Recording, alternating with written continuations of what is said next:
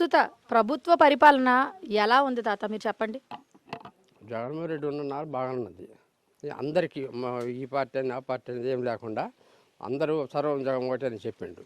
అందరం అట్నే కలిసి పోల్చి పోతున్నాం, అన్ని పథకాలు పడుతున్నాయి.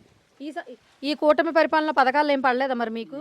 ఈ కూటమి పదం వచ్చిన తర్వాత నువ్వు వైసీపీ ఓటేసినావని మా మోడీ డబ్బులు పడకుండా చేసిరు. నువ్వు వాళ్ళకు ఓటేసినా మీకు పింఛన్ వస్తుందా?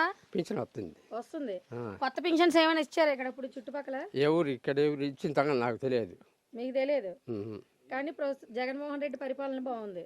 బాగానే ఉన్నది. సరే, రోజువారీ నిత్యావసర వస్తువుల ధరలు అవి ఎలా ఉన్నాయి? రోజు ఒక రకంగా అమ్ముకుంటున్నారు. ఈ కూరగాయలు ఇట్టన్నీ మా పనులు అంతే, ఇంకేం లేవు. ఇంకేముండయి. మేము పండేది నూనె ప్యాకెట్లు మటుకు డబల్ పెరిగినాయి అన్ని. మరి రైతుల పరిస్థితి ఎలా ఉంది? రైతుల పరిస్థితి వర్షం పడితే గుద్దు పంట పండించుకోండి. నేను ఇప్పుడు రైతుల పరిస్థితి ప్రస్తుతం వర్షాలు పడుతున్నాయి ఇక్కడ. వర్షం పల్లె. ఇప్పుడు ఆ మందులు కూడా ఇబ్బంది పెడుతున్నారు జనాలు. వర్షాలు లేవు, రైతులు కష్టాలు పడుతున్నారని చెప్తున్నారు. మరి ఈ ప్రభుత్వం గురించి అడిగాను నేను. హామీలు పథకాలు అన్నీ ఈ ప్రభుత్వం ఈ ప్రస్తుతం ఉన్న ఈ కూటమి పరిపాలన 2 సంవత్సరాలు పూర్తి చేసుకుంది. 3వ సంవత్సరంలోకి వచ్చింది. మీరు ఏమనుకుంటున్నారు? అసలు నెక్స్ట్ మళ్ళీ ఇదే పరిపాలన వస్తే బాగుంటుందా, లేకపోతే జగన్మోహన్ రెడ్డి గారు వస్తే బాగుంటుంది అనుకుంటున్నారు?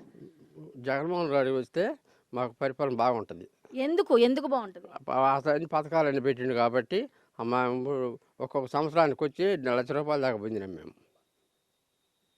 ఇప్పుడు ఈయన వచ్చిన తర్వాత నువ్వు వైసీపీ కోటేసినా వాళ్ళని అడిగిపోమని ఇక్కడ ఊర్లో వాళ్ళు అందరూ కలిసి మాట్లాడి ఆ పడకుండా చేసిన నాకు.